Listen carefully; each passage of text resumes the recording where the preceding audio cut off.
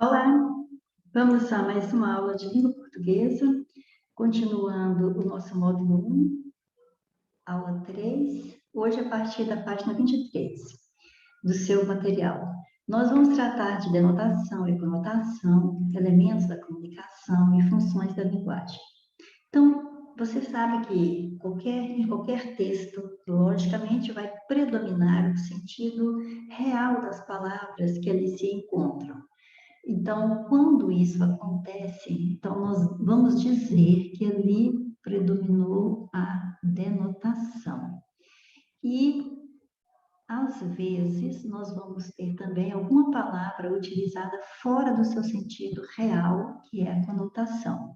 Então, a denotação, com o de dicionário, já está até colocado aqui, porque o dicionário, mesmo que ele traga também sentido figurado para determinadas palavras, o objetivo primordial dele, do dicionário, é trazer o sentido objetivo da palavra, aquele sentido que é comum para todas as pessoas, que vai fazer com que qualquer pessoa entenda a mesma coisa em um determinado texto. Mas, às vezes, o autor, ele, com sua criatividade, então nós até vamos adotar isso aqui como bisuzinho, né? O C de criatividade, então vai estar aqui o C de conotação. Então, com a sua criatividade, o autor também pode empregar a palavra fora do sentido original, que nós vamos chamar de sentido figurado, mas que dá para a pessoa entender dentro do contexto que ele quis dizer com aquela expressão ou com aquela palavra. Por exemplo, os donos soltaram os cachorros para que eles pudessem passear na fazenda. Dá para você ver claramente que aqui é o sentido real das palavras soltar o cachorro, né? Simplesmente liberou os cães para um passeio. Mas quando você diz que eles soltaram os cachorros quando perceberam que foram enganados, então aqui você já percebe que, embora nós temos as duas expressões com a mesma grafia, como se diz, são as mesmas palavras, mas você percebe que o contexto é diferente. Então, dependendo dos contextos em que você usa, em que você use determinada palavra ou determinada expressão, você vai alterar o sentido delas, passando então de denotação para uma conotação. D de dicionário, sentido real, C de criatividade, sentido figurado, acrescenta-se aí que também pode ser C de caô, ok? Então, vamos treinar um pouquinho. Você observa que na primeira questão, nós vamos colocar o D se o sentido for denotativo, ou o C se for o sentido conotativo, ou seja, a conotação. Então, vamos lá. Sentido real e o sentido figurado. O desastre aconteceu porque o carro voava em alta velocidade. Então, já dá para você perceber que quando o autor da frase disse que o carro voava, já usou voar fora do sentido original, porque ele que é simplesmente que ele estava em alta velocidade, mas com certeza ele não saiu do chão. Então, literalmente, ele não voava, certo? Então, isso é sentido figurado, é a conotação, e eu tenho na letra D e na letra E, começando com denotação, então elas já estão eliminadas. O súbito cantar dos passos quebrou o silêncio. Então, nós estamos vendo também que o verbo quebrar aqui não foi usado no seu sentido literal de partir alguma coisa em vários pedaços, por exemplo. Então, aqui, de novo, você tem a conotação. Então, na letra A já tem C e D, então ela está fora. A letra B também tem C e D, também está fora. Então, com essas duas alternativas apenas, eu já vou gabaritar a questão. Mas vamos continuar para nós termos certeza de que não houve engano. O dia morria, mas nem por isso a natureza estava triste. Então, o dia morrer e a natureza triste também estão emprestados para o dia e para a natureza duas palavras, estão emprestadas duas palavras com valores fora do sentido original, então é conotação novamente confirmando o nosso gabarito. C, C, C. Não achei a chave. por isso não podemos entrar no apartamento. Claramente dá para ver que aqui tudo que se falou é o sentido literal, não dá para interpretar diferente, então é denotação. Já disse um poeta que um galo sozinho não tece o amanhã, e nem muitos galos não vão realmente tecer amanhã, certo? Então, lógico que o autor, quando disse esse verso, aliás, de um poema muito lindo, ele quer dizer que quando um galo canta, né, logo o outro também, né, canta do outro lado, e o outro ouve e vai cantando, e aí de repente nasce amanhã, surge amanhã. Então, o que quer dizer? Que não foi um galo sozinho que desce amanhã, mas, claro, lindamente disse de uma forma conotativa. A chuva caiu tão intensamente que alagou a cidade. A chuva caiu mesmo, literalmente, é intensa, alagou tudo no sentido real da palavra. Então, realmente fechou aqui na letra C, perfeito? Agora, na número 2, nós vamos ver o enunciado, primeiramente aqui, que diz que a expressão muletas psicoativas, que aparece no segundo parágrafo do texto, é conotativa e faz referência a, então já está dizendo que essa expressão está usada em sentido subjetivo, figurado, e faz referência a algo, e nós vamos descobrir que algo é. Então, quando diz aqui, ó, viciados em remédios, a máquina de propaganda da indústria farmacêutica, a irresponsabilidade de muitos médicos e a ignorância dos usuários criam um novo tipo de vício, tão perigoso quanto o das drogas ilegais, a farmacodependência. Um dia, sem querer, você abre uma das gavetas do seu filho adolescente e encontra um cigarro de maconha. A sensação é de decepção, medo, angústia, seguida da terrível constatação: meu filho é um drogado. Enquanto torce mentalmente para que ele não esteja viciado, você, sem perceber, se vê abrindo a gaveta de remédios para retirar o calmante que usa nos momentos de tensão, antevendo a inevitável e difícil conversa que precisará travar quando ele chegar. É nessa gaveta de medicamentos que você encontra o alívio para o corpo e a alma.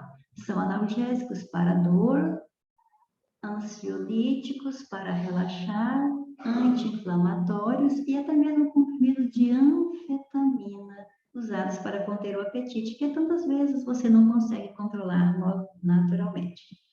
Em meio ao nervosismo, você não se dá conta de que alguns desses remédios ingeridos diariamente podem causar mais danos e dependência que as substâncias que você conhece como drogas ilícitas.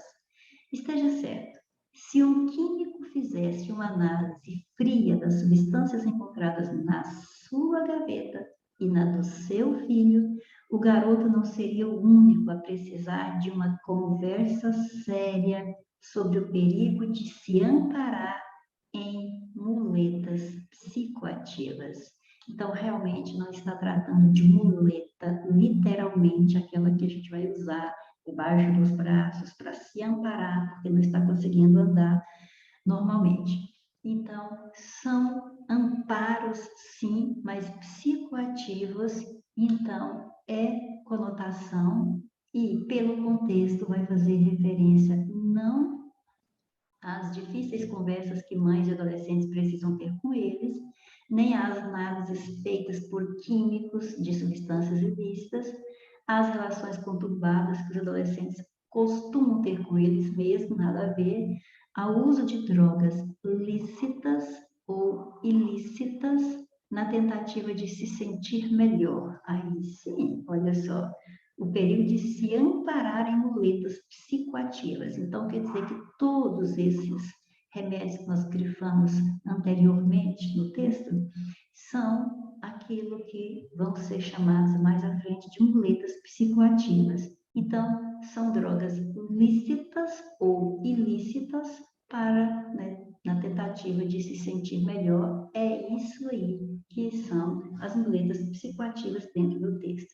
Nada de graves problemas de saúde pública que as drogas representam, certo? Então, fechou na letra D. Ao estabelecer, leiamos o enunciado. ao estabelecer uma relação de contraste entre presente e passado, com as expressões raça odierna de jovens apáticos, odierna, quer dizer, de hoje em dia, certo? Hoje em dia, atualmente, perfeito? E raça antiga de jovens de espírito. Nas linhas 21 e 22, o autor também explora a variação de sentido denotativo e conotativo da palavra jovens. Então, pronto. Só no enunciado eu já percebi que lá no texto o autor vai fazer referência à raça odierna de jovens apáticos, quer dizer, os jovens de hoje em dia, e raça antiga de jovens de espírito. Então, quer dizer, se é antigo, eles não são jovens mais na idade, porém o autor os chama de jovens de espírito. Então, eu já estou vendo que realmente existe uma variação de sentido denotativo e conotativo aqui na palavra jovens. Só aqui no enunciado já dá para eu perceber e já daria para eu marcar certo. Mas para que eu não incorra em nenhuma possibilidade de erro, lá vou eu ler o texto. Essa patológica inversão de valores dá origem a um fenômeno muito curioso, cada vez mais observado, principalmente nos países desenvolvidos.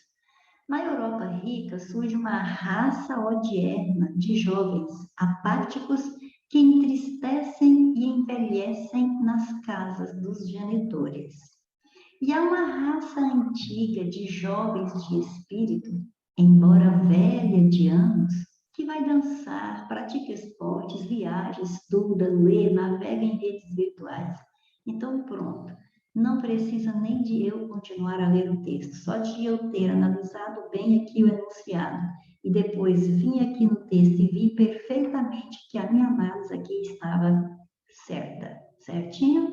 Ele fez uma variação de sentido denotativo e conotativo da palavra jovens. Aqui está no sentido denotativo, é o jovem mesmo, de pouca idade, mas aqui é no sentido conotativo. É só uma referência positiva para as pessoas que envelheceram no documento, mas no espírito continuam livres, leves e soltos. Parabéns para nós.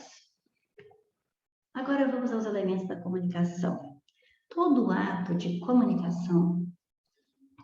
comunicação vai envolver 6 elementos. Olha só, você vai ter o emissor ou remetente, ou seja, aquela pessoa que vai ser responsável, vai ser o autor da mensagem. Esse é o emissor ou remetente. Então, ele vai ser autor da mensagem. Então, a mensagem já é o segundo elemento aqui da nossa comunicação, do nosso ato de comunicação, porque se eu estou elaborando uma mensagem, né, então, ó, eu, emissor, aquilo que eu estou elaborando, a mensagem, já está fazendo parte do ato de comunicação. Mas eu não estou elaborando essa mensagem à toa, não. É para eu enviar a alguém. Então, lá vem o terceiro elemento da comunicação, que nós vamos chamar de receptor ou destinatário. As próprias palavras já nos orientam. Receptor, de receber. É ele que vai receber a mensagem. Ele é o destino, a mensagem tem um destino e é essa pessoa. Então, pronto, aí está o terceiro elemento da comunicação. Mas essa mensagem trata de algum assunto, então ela está elaborada em torno de um determinado contexto, que é o assunto, que nós podemos chamar também de referente, ok? A mesma coisa. Então, aí nós estamos já com o quarto elemento. O emissor elabora uma mensagem sobre um determinado assunto, um determinado contexto, para uma determinada pessoa que é o receptor. Mas para que esta mensagem chegue até o receptor, é necessário que ela veicule por um determinado canal pelo qual nós vamos fazer contato. Emissor, receptor vão fazer contato. Esse canal pode ser a TV, rádio, o computador, não importa qual será, mas é o meio físico por meio do qual a mensagem vai chegar até o seu destino, ok? E não adianta também Então, aqui nós temos o nosso quinto elemento da comunicação e partamos para o sexto. Não adianta também, como eu já ia dizendo, que essa mensagem seja, por mais que ela seja bem elaborada, se ela não for elaborada num código conhecido de ambos, ou seja, de emissor e de receptor, ela não vai ser compreendida. Então, o código é um conjunto de símbolos, de sinais, de regras que o emissor vai utilizar para formatar, vamos dizer assim, formatar, formular, fazer a mensagem que ele quer mandar para alguém, ok? Então, esses são os elementos que vão estar envolvidos numa comunicação. Daí, desses 6 elementos, nascem as 6 também funções da linguagem. Quer dizer, quando nós vamos elaborar uma mensagem, nós temos um objetivo. Então, nós vamos entender as funções da linguagem como um objetivo da comunicação. Ou seja, se eu vou formar uma mensagem, com qual objetivo eu a formarei? Então, dependendo do objetivo com o qual formularei essa mensagem, nós vamos classificar, nós vamos identificar ali uma função da linguagem, ou seja, a linguagem vai ter um objetivo. Às vezes, nós vamos escrever algo ou vamos ler algo que já foi escrito por alguém, que você observa que aquilo que está escrito foca no emissor, ou seja, em quem elaborou a mensagem. Ou seja, a primeira pessoa gramatical, a primeira pessoa, aquela que fala, então aquela que elaborou a mensagem. Por exemplo, se você ver a música, se você ler aqui um pedacinho da letra da música do Roberto Carlos, quando eu estou aqui, olha só, eu, primeira pessoa, tá vendo? Eu vivo esse momento lindo, olhando para você, as mesmas emoções, sentindo.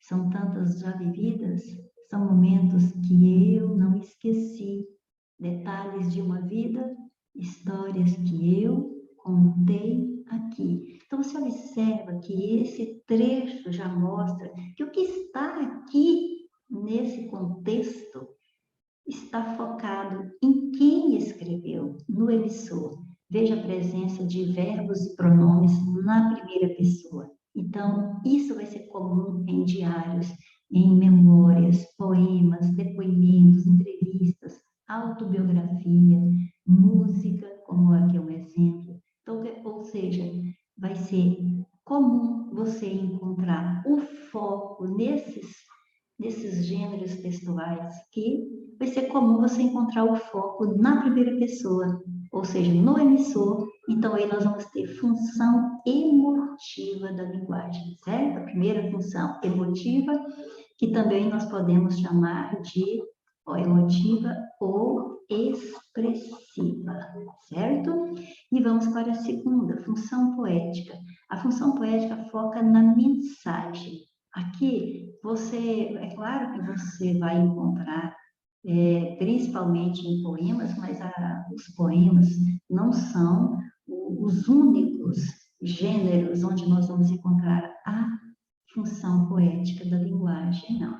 Você vai encontrar nos poemas, que são obras literárias, logicamente, mas você vai encontrar nas publicidades, em letras de música, em propagandas.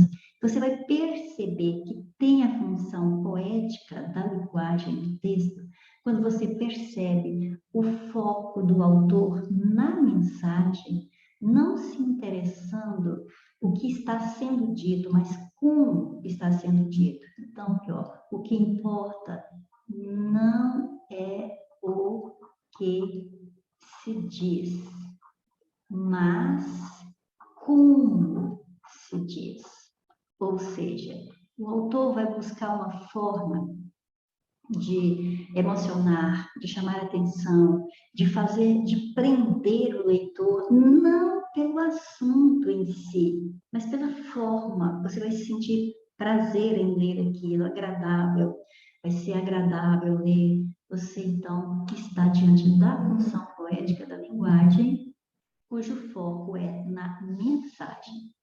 Mas se você perceber que o que está escrito ali foca o receptor, ou seja, foca a segunda pessoa gramatical, ou seja, com quem se fala, aí você vai ter a função conativa, que também pode ser chamada de função apelativa da linguagem. Porque você vai perceber que realmente existe um certo apelo. Por exemplo, venha aproveitar as ofertas imperdíveis. Compre agora, não perca essa promoção. Acredite na mudança, vote em mim. Não pisar na grama. Jogue lixo na lixeira. Não beba se for dirigir. Você repara que tudo que está sendo dito aqui é focado no receptor, ou seja, aquela pessoa que vai receber essa mensagem aqui, que vai lê-la em algum lugar, que vai ouvir em algum lugar. Então, ele vai perceber que aquilo está sendo dito para ele, para modificar o comportamento dele, para influenciá-lo a fazer algo ou deixar de fazer algo. Ou seja, é para influenciar o receptor. Daí você percebe a presença de verbos no modo imperativo. Olha, venha, aproveitar, está no infinitivo. O infinitivo também traz essa ideia de comando. Compre agora, não perca, acredite, vote, não pisar, ou infinitivo de novo, mas infinitivo em muitas circunstâncias traz também essa noção imperativa, essa noção de ordem.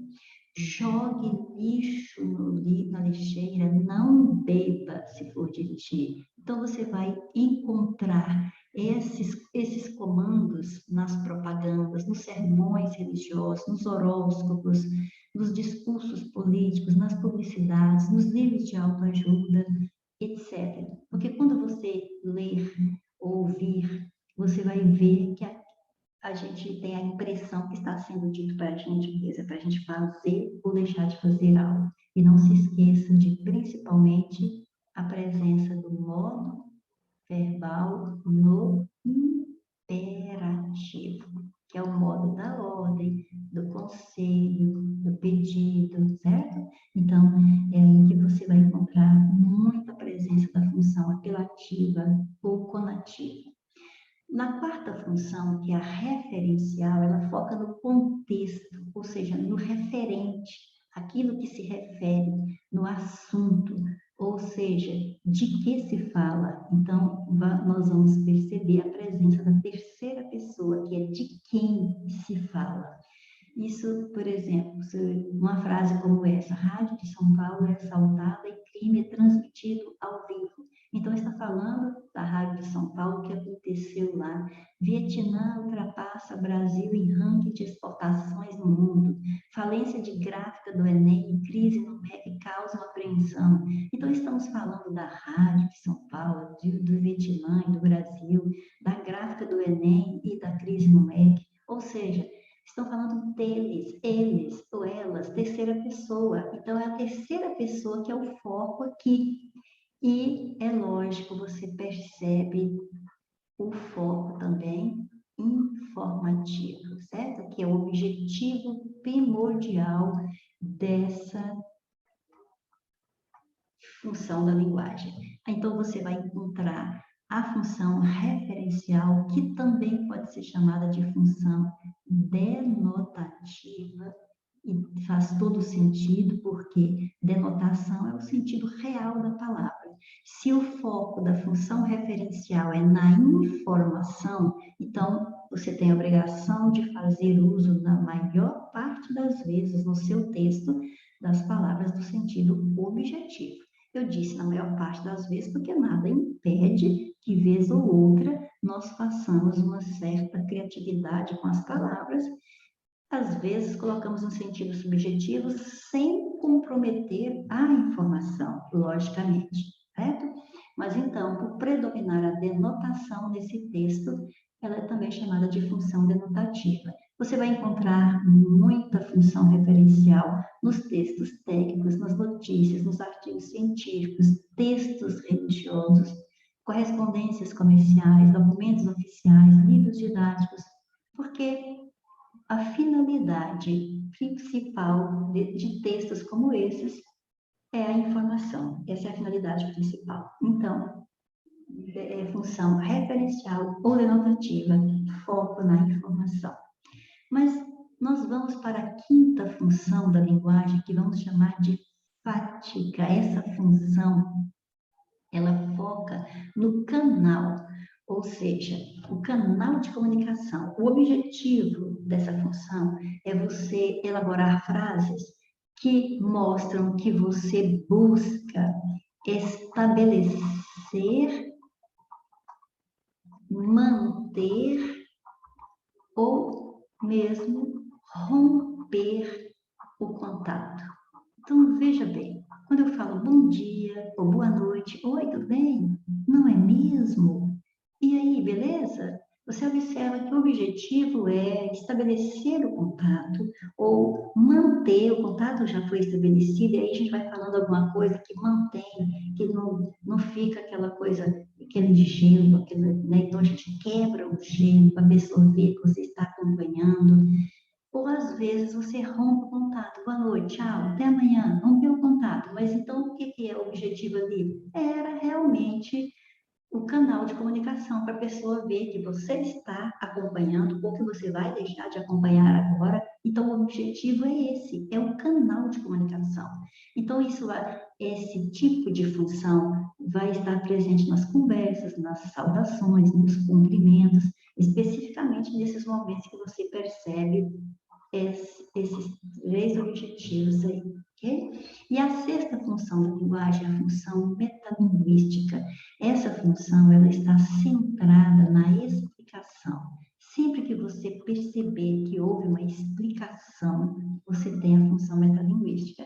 É lógico que você vai confundir também com a função referencial, porque quando eu tenho explicação, é lógico que eu tive uma informação e você vai pensar que o foco foi na informação.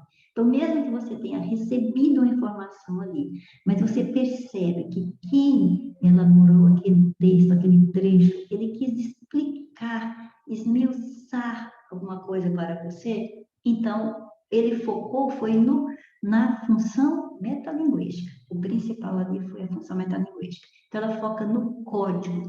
E você vai ter como exemplo primordial da função metalinguística os dicionários. Por quê? O dicionário, ele é repleto de palavras explicando palavras. Então, as palavras ali estão explicando umas às outras. Então, o que é que nós temos? O código em função do próprio código. Se você for ao cinema e assistir a um filme, não precisa ser no cinema, pode ser na Netflix também, não tem problema, mas se você percebe que o filme foi para falar do cinema, para falar de como o filme, como se monta, como se escreve, como se dirige o filme, então você tem o código falando do próprio código. Às vezes a gente vê uma propaganda fazendo propaganda, ou seja, você vê um outdoor, por exemplo, falando, anuncie aqui, vamos supor, anuncie aqui. Então, quem anuncia aqui sai na frente. Então, você está vendo a propaganda da propaganda. Aí está chamando a atenção para você anunciar ali. Ali já é uma propaganda. Mas então quer dizer que o código ali, a propaganda, está falando dela própria. Né? Sinais de trânsito, os livros de gramática são todos explicativos, está sempre explicando algo, então a função metalinguística vai predominar. Pinturas, quando você percebe que o próprio objetivo do quadro era falar da pintura, por exemplo, pode ser um pintor pintando a si mesmo, então você tem a função metalinguística, certo? A pintura de um pintor pintando, a propaganda de uma propaganda, o filme falando da produção de um filme, a fotografia de uma pessoa fotografando, né? Então, tudo isso é metalinguagem, ou seja, é o código em função de si mesmo. Uma observação: em alguns textos há a predominância de algumas funções da linguagem, mas pode acontecer de um único texto conter vários tipos ao mesmo tempo, certo? Mas pode ter vários tipos de funções no mesmo texto. Então, nós temos que ter cuidado para ver o que a banca pode cobrar da gente, porque ela pode retirar um determinado trecho do texto. Às vezes, o texto todo, vamos supor, predomina a função referencial, mas num dado momento do texto, tinha ali uma função, vamos supor, emotiva ou conativa. Então, você tem que analisar esses detalhes e ficar atento às questões dos enunciados, porque, em geral, quando vai avaliar o texto em si, no todo, vai perguntar qual a que predomina no texto. Quer dizer, a própria banca já está te falando que tem mais de uma função no texto, mas ela quer saber a que predominou. Vejamos. Aqui diz que nesse texto que nós vamos ler, predomina a função metalinguística, que nós acabamos de falar, e é aquela que foca no próprio código. Está até explicando aqui também, próprio código linguístico. Então, vamos ver. Chamam-se fonemas os sons elementares e distintivos que o ser humano produz quando, pela voz, exprime seus pensamentos e emoções. Bom, eu estou vendo que está explicando o que são fonemas. Desde logo, uma distinção se impõe. Não se há de confundir fonema com letra. Fonema é uma realidade acústica, realidade que o nosso ouvido registra, enquanto letra é o sinal empregado para representar na escrita o sistema sonoro de uma língua. Então, está preocupada em distinguir o que é, né, fonema e letra, tá? Tem essa preocupação. Então, se eu estou preocupada em distinguir as duas coisas, eu vou dar explicações para você. Fonema é isso e letra é aquilo. Na atividade linguística, o importante para os falantes é o fonema e não a série de movimentos articulatórios que o determina. Assim sendo, enquanto a análise fonética se preocupa tão somente com a articulação, a fonêmica atenta apenas para o fonema que, reunindo um feixe de traços que o distingue de outro fonema, permite a comunicação linguística. Sim, dá para eu perceber que a preocupação do autor o tempo todo é esclarecer mesmo o fonema, o que é letra, o que é uma análise fonética e o que é a fonêmica. Então, a preocupação é explicar algo para mim. Isso é função metalinguística, com toda certeza. A expressão em presente no fragmento. Como é que você não viu? Você não estava com ele, hein? Né? Hein? Ou seja, está chamando a sua atenção aqui, viu? Você não está prestando atenção? Então, hein? Então, está exercendo qual a função da linguagem? Bom, a função referencial foca na informação, no contexto. Então, você observa que o objetivo desse trecho aqui não foi focar em nenhuma informação, não foi informar algo para alguém. A função metalinguística está para explicação, para distinções entre uma coisa e outra. A função conativa, ela passa comandos para interferir na decisão de alguém. Então, ela foca no receptor, passando com comandos, né? Comandos para influenciar o receptor a fazer algo, a fazer ou não fazer algo, certo? Não é o objetivo. A função poética, ela trabalha a mensagem de uma forma que vai deleitar o receptor. Não é o nosso caso, não tem nada de trabalho com a mensagem ali. Então, sobrou a função fática, porque quando fala, veja bem que a banca pediu para você analisar exatamente em. Então, eu já poderia ter ido direto para a resposta, mas eu queria fazer uma breve recordação das outras funções da linguagem. Então, você observa que quando fala em, ela está querendo mesmo fazer contato com você. Se você não estiver entendendo, ela vai falar em. Não estava com ele? Hein? Está chamando a sua atenção? Vai chamando a sua atenção para a conversa. Ou seja, é como se participa da conversa aqui e me responde. Né? Então, é para fazer contato, função fática. O receptor envia a mensagem, ó, recebe, é de receber. Então, ele não envia, ele recebe a mensagem. E o emissor a recebe. Não. O emissor a emite, a envia, a elabora, certo? Então, a 1 está errada. Não posso marcar item que tenha o 1, o item 1. Então, com isso, eu eliminei 3. A função referencial considera o contexto. O contexto é o assunto, quer dizer que ela foca no assunto. O objetivo dela é esse, em primeiro lugar, e busca transmitir uma informação objetiva perfeitamente. É isso que é a função referencial. Então, a 2 tem que estar na resposta, ela só está aqui, então tem que ser a letra D, porque a B já está fora. Na função emotiva, o contexto sempre destacado. Olha, o contexto é destacado, é aqui. Olha, desculpa a falha técnica. O contexto é destacado é aqui na referencial e não na emotiva, certo? Na função emotiva, é destacado é o emissor, certo? E os verbos são empregados na terceira pessoa do singular, não. E os verbos são empregados na primeira pessoa do singular, quando é função emotiva. Portanto, só a D mesmo, só a número 2 que está certa, ok? Então, por hoje é só. Muito obrigada pela atenção e até a próxima, se Deus quiser.